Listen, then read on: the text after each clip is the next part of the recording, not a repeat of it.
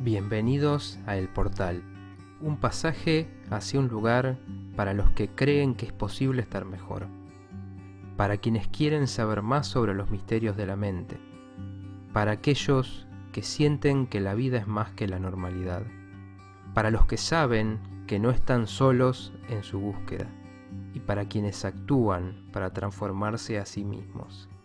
El Portal, psicología de otra dimensión.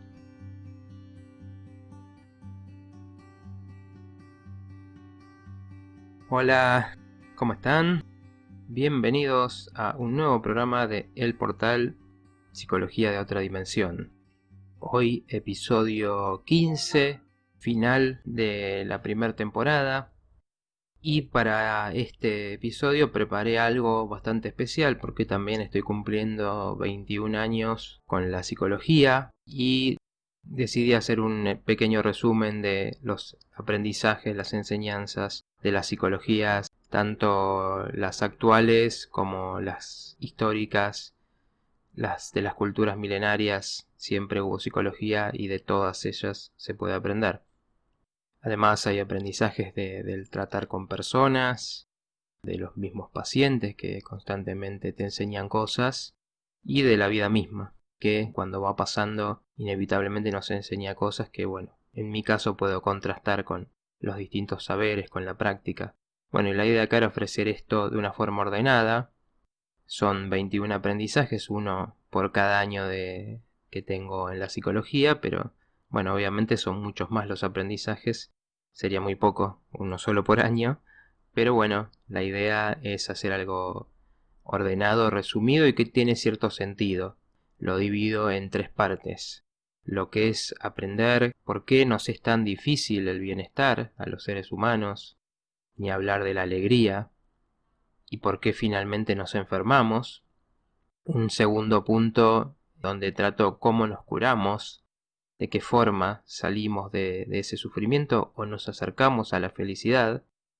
Y una tercera parte que le llamo más allá del ego, que es todo lo que sabemos, que es una parte importante de mi comprensión de la psicología del ser humano, todo lo que sabemos que hay más allá, que pasa más allá de ese ego personal, limitado, lleno de preocupaciones y miedos. ¿Qué más tenemos? Es una búsqueda misteriosa y siempre apasionante, de la que, bueno, voy a dar algunas ideas que adquirí con este tiempo, que aprendí en este tiempo. Así que bueno, empecemos. En el primer ítem, ¿por qué nos cuesta tanto el bienestar? Lo primero que descubrí de alguna forma es cuántas necesidades tenemos las personas. Cuántas cosas nos hacen falta, tanto para sobrevivir como para realmente poder estar bien, alcanzar esa felicidad tan buscada. Y esto tiene que ver justamente con que tenemos muchas necesidades y muy diferentes, muchas veces contradictorias entre sí. Necesitamos sobrevivir, por supuesto, y para todo esto la comida, la bebida, la temperatura adecuada, un montón de cosas que las subestimamos, el aire inclusive, por eso es tan difícil, por ejemplo, vivir en la montaña, porque se respira diferente y no mucha gente lo tolera, o por ejemplo en las grandes ciudades donde hay mucha polución.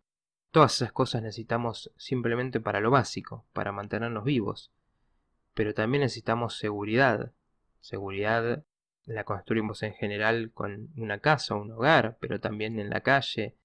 Estar alejados de los riesgos, de las amenazas, de la violencia. Eso también es una preocupación constante. Necesitamos vínculos con otros, tan básico para el ser humano como lo que comemos y lo que bebemos. Un bebé muere si no tiene contacto humano, por más que esté alimentado. Además del contacto con otras personas, fundamental, necesitamos tener logros, sentir emociones, una vida que nos dé estímulos, que nos dé situaciones interesantes para vivir. Necesitamos que nuestra vida tenga un sentido, un para qué estoy, para qué hago todo lo que hago, para qué me esfuerzo. Esas y muchas son necesidades tanto básicas como elevadas, pero si no hay de las más complejas, la persona termina perdiendo su vitalidad y hasta muy probablemente enfermándose. Bueno, este primer punto tiene que ver con todas esas necesidades diferentes, de las cuales hay mucho para decir y seguramente le dedique un programa aparte, pero como punto de partida, lo difícil que nos es sobrevivir y buscar el bienestar en esta vida. Segundo, ya puntualizando en las personas, necesitamos encontrar un lugar con los demás.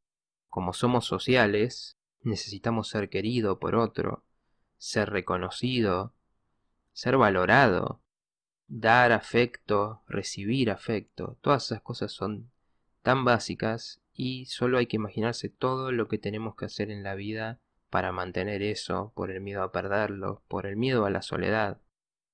Un tercer punto, lo fundamental de la familia. La familia es la que nos da este cuidado, la que nos provee estas cuestiones básicas, y así como nos da eso y nos da el afecto tan necesario, también tiene problemas, tiene sus propias costumbres, tiene su historia en la que entramos y de la que necesariamente somos parte. Tenemos que encontrar un rol en esa familia. ¿Cómo participo de esto para que me vean, para que me reconozcan? Entonces ahí voy formando mi personalidad.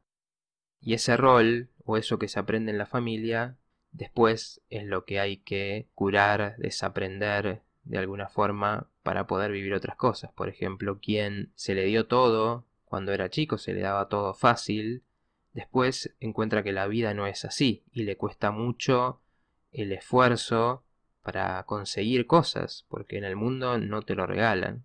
Entonces esos roles de la familia después nos encontramos que no son suficientes y que hay que convertirnos en otra cosa en la vida. El punto 4 es que el sufrimiento temprano de los primeros años es algo que marca para toda la vida. Violencia, abandono, abusos físicos y sexuales, la falta de afecto, exigencias exageradas, expectativas puestas en ese chico que nace, casi como una escala de lo más grave o de lo que más afecta a los problemas más comunes, se podría decir, es gran parte del trabajo que después hay que hacer para encontrar relaciones y lugares en la vida donde no se repita eso que pasó en los primeros años, donde se puede encontrar eso que faltó.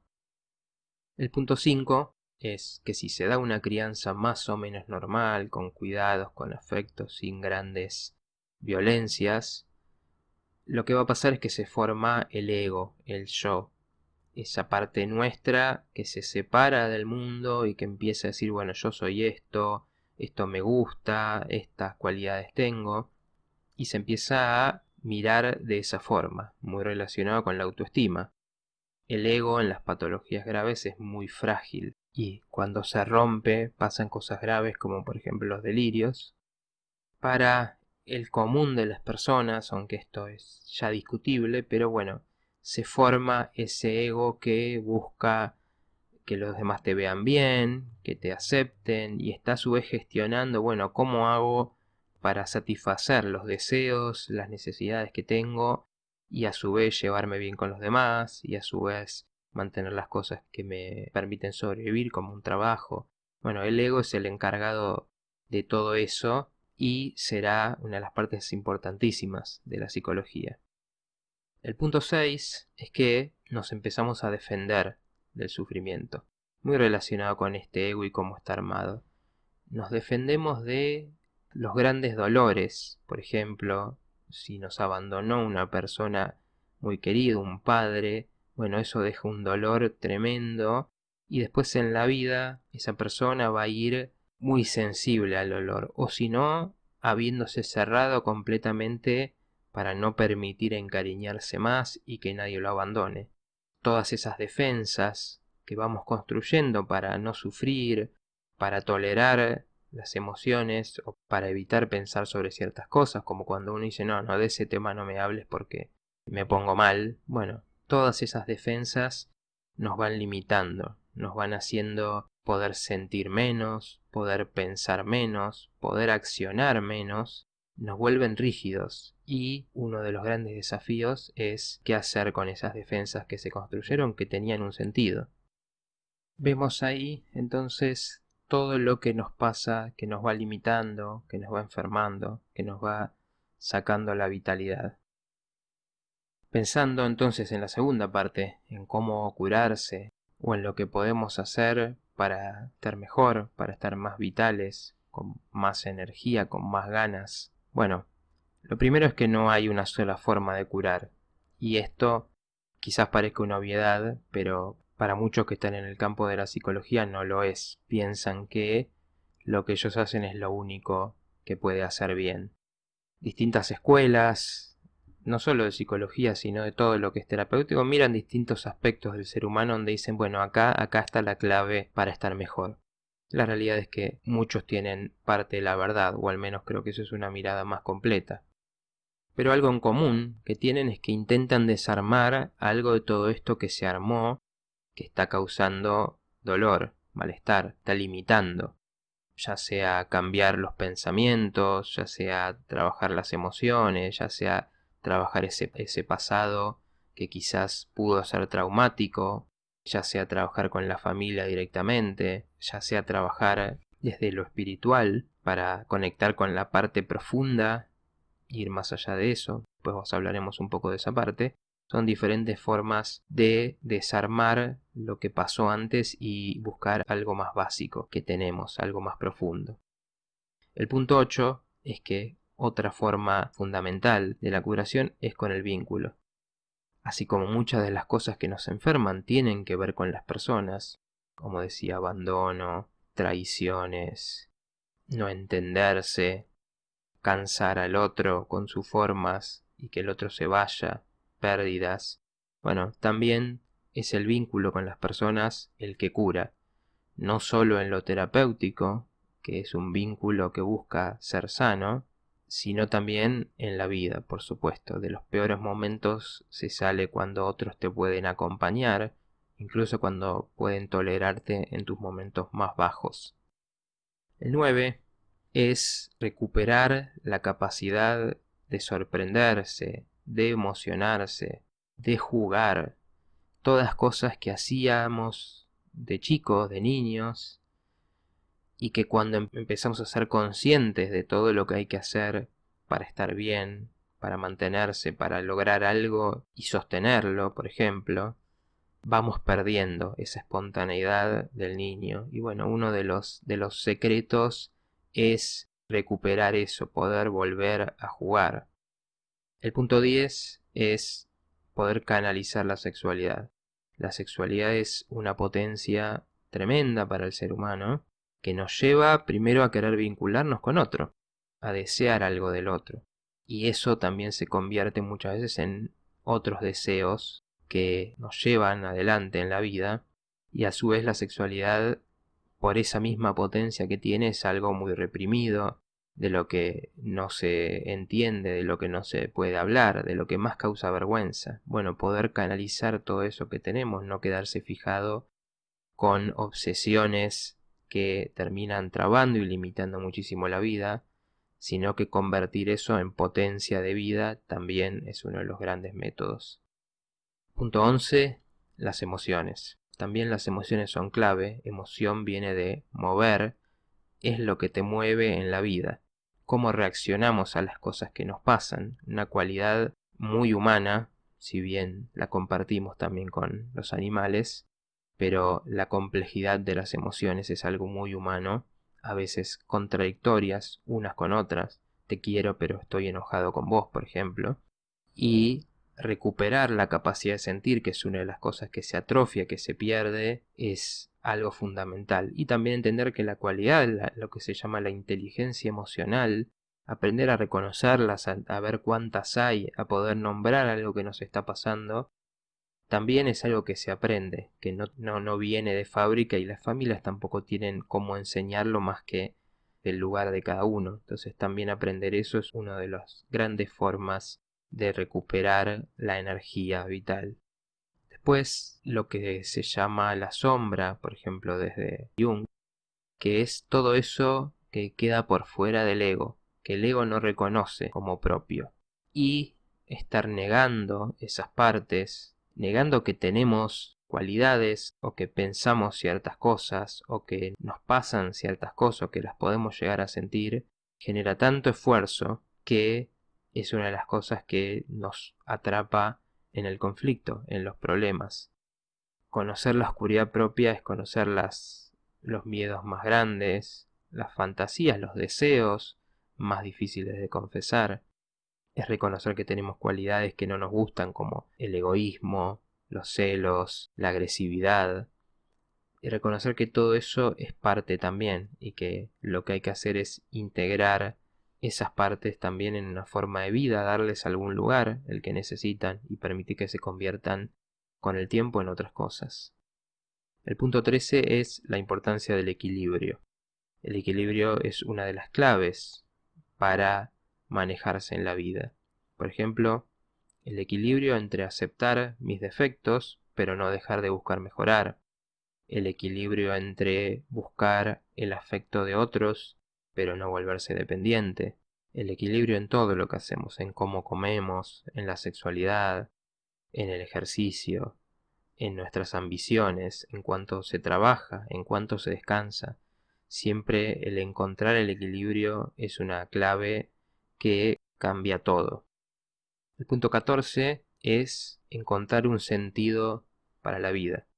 Ya sea desde la perspectiva que lo veamos, encontrar el por qué y para qué estamos acá, qué quiere una persona, qué cosas busca, qué cosas va a buscar lograr, qué cosas va a buscar ser en la vida. Es algo fundamental. Es tremendo encontrarse con personas que quizás están cerca o sienten cerca al final de su vida y nunca pudieron preguntarse, y menos responderse, ¿para qué están acá?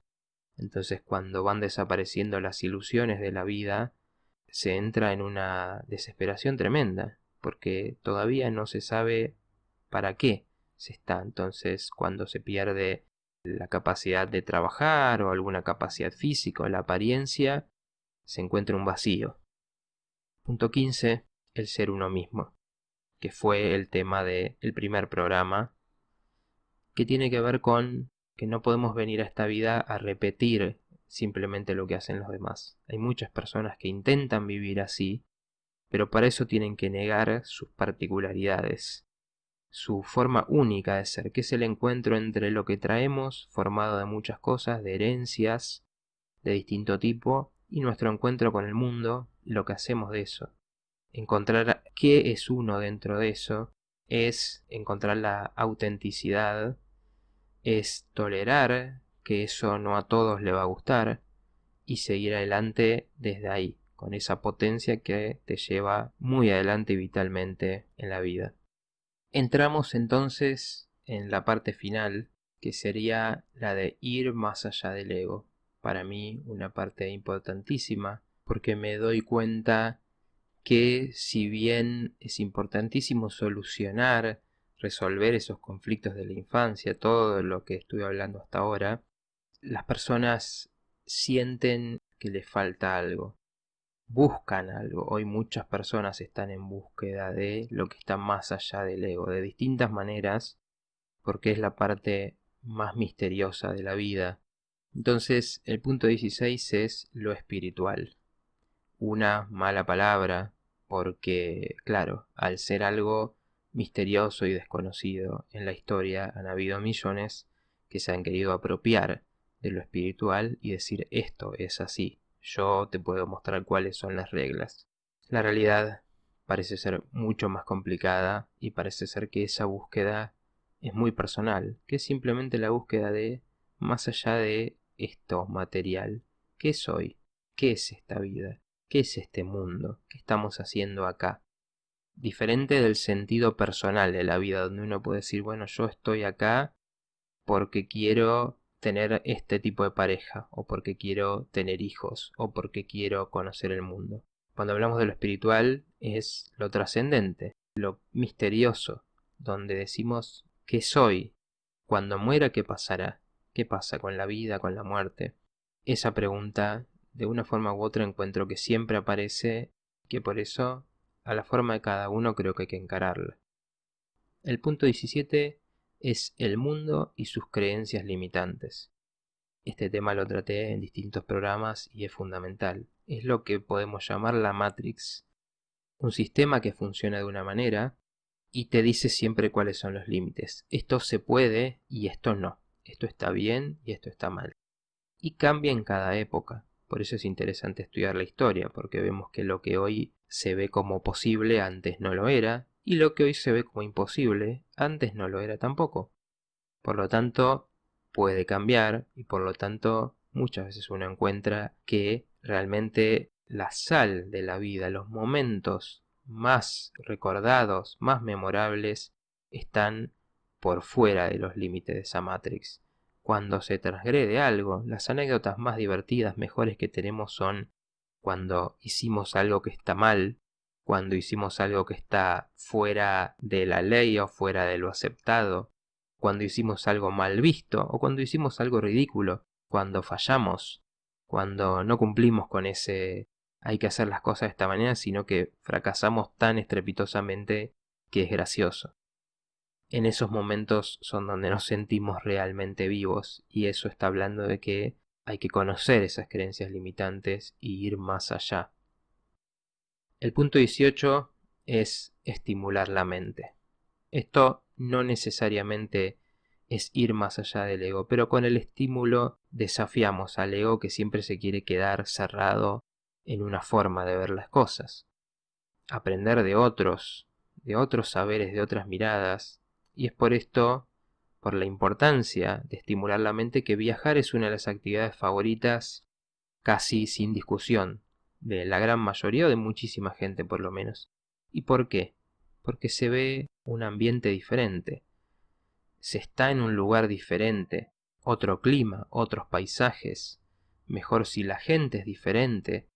Y como generalmente cuando viajamos también estamos de vacaciones, o sea, no tenemos obligaciones, la mente puede encontrar otras cosas diferentes en esos momentos. La mente se siente libre para explorar, para conocer, para hacer cosas nuevas. Entonces, eso es estímulo. Bueno, ese estímulo obviamente no puede estar solamente cuando se viaja y hay que nutrirse. Con los libros, escuchando a diferentes personas, no quedándose con una sola idea, cuestionándose a uno mismo. ¿Por qué? Porque cuando no se estimula la mente, ésta se atrofia y ahí es donde el ego más se cierra y más dice, bueno, esto soy yo y nada más. Y entonces la vida empieza a ser tremendamente limitada. El punto 19 es conocer a esta mente que tenemos. ¿Por qué? Esto es algo que trata mucho, por ejemplo, el budismo y por medio de la meditación, que es una de las técnicas más fantásticas que tenemos a mano. Más allá de los contenidos de la mente, que es algo de lo que estuve hablando en la primera parte, por ejemplo, busco una pareja que me quiera y todo el tiempo estoy pensando en eso porque antes no tuve ese afecto. Bueno, eso es un contenido de la mente. O soy bueno en esto, entonces siempre me tengo que mostrar bueno en esta parte. Más allá de los contenidos está cómo funciona la mente en sí. Y lo que se descubre, especialmente meditando, que la mente va como un loco, buscando recuerdos, preocupándose por el futuro, buscando siempre algo que hacer. No podemos estar sin hacer nada en particular. Eso se vuelve un infierno y la meditación, una de las cosas que descubre, es que tenemos una conciencia más allá de eso, más allá del ego, que cuando conectamos con eso, cuando miramos pasar esos pensamientos, aparece una paz, una tranquilidad y con eso una energía, unas ganas de vivir diferentes, mostrando que cuando conectamos con ese que puede ser el testigo de todo ese teatro mental en el que vivimos, ahí aparece una energía casi desconocida. Entonces, si conocemos esa mente, pero de forma práctica, no con teorías o con ideas, bueno, es una de las llaves para ir más allá. El punto 20 tiene que ver con que tomarnos demasiado en serio a nosotros mismos es una trampa mortal. El ego trata de asegurarse que todos te vean bien, que no te vayan a echar del trabajo, que tenés ciertos amigos, que podés estar conforme con tus logros, y entonces se vuelve demasiado serio. El humor es una de esas cosas que nos saca. El humor se trata de reírnos de nuestras propias falencias, de nuestro intentar hacer las cosas bien y fallar, o cómo tratamos de ocultar que fallamos. Y realmente, más allá de que el humor es parte de toda la vida, no es algo simplemente transpersonal, o sea, más allá de la persona y del ego, es algo que por una razón es una de las cosas que más buscan las personas, reírse, que esa, por lo que sabemos, es una cualidad casi exclusiva de los humanos, no exclusiva, pero casi exclusiva, de poder reírnos de nuestro drama. Entonces, encontrar el humor en la vida, que el humor te acompañe, inclusive en los peores momentos, es también una llave increíble. Finalmente, punto 21. Poder conectar con la inteligencia que tenemos más allá de ese ego siempre preocupado y siempre ansioso. Esa inteligencia, descubrí, siempre nos está hablando. En los sueños nos dice qué tenemos que hacer, cuáles son nuestros dramas a resolver. Aparece por medio de la intuición, que la intuición es ese saber que no se llega a entender de dónde viene. Es sé esto, de algún lado lo sé, no es racional, pero lo sé. Es esa parte que de repente nos da una solución y decimos, ya sé cómo resolver este problema, o que nos da una idea. Bien, estar en contacto con esa parte y no perder de vista que está ahí, buscando ayudarnos, inclusive mostrándonos por medio de un síntoma, por medio de una enfermedad, qué es lo que tenemos que cambiar. Confiar, conectar con esa inteligencia abre una vitalidad y una energía que, si la podemos mantener, hace todo diferente. Bien, estos son 21 aprendizajes y enseñanzas de las psicologías. Este es el último programa de esta temporada. Para los que llegaron hasta acá, esta parte del podcast y que han escuchado y han acompañado durante el año, bueno, un agradecimiento. Hay gente de todo el mundo, increíble, de partes tan remotas como China, de partes de Europa, de diferentes partes de Latinoamérica que han escuchado el podcast. Bueno, eso es realmente fantástico y es una de las grandes razones por las que hago esto. Llegando a este final que creo que ha habido para todos los gustos de temas. La realidad se metió justo en este 2020, me tocó empezar con este proyecto y obviamente hubo que prestarle atención, le dediqué varios programas a eso y como en todo lo que pasaba más allá de eso seguir buscando la energía y las ganas para pensar cómo mejorar, cómo uno siempre poder estar más allá de ese sufrimiento que te dicen que tenés que tener y a su vez ser una luz para los demás, dar algo para los demás. Ha sido un poco el objetivo y hay mucho pensado para la segunda temporada que tendrá otros temas o el desarrollo de algunos de los que planteé. Bueno, un agradecimiento para todos los que estuvieron escuchando, los que están escuchando. Les mando un gran abrazo y les recuerdo que soy Matías Martín y hablo para las personas únicas y para lo único en cada persona. Hasta el próximo año.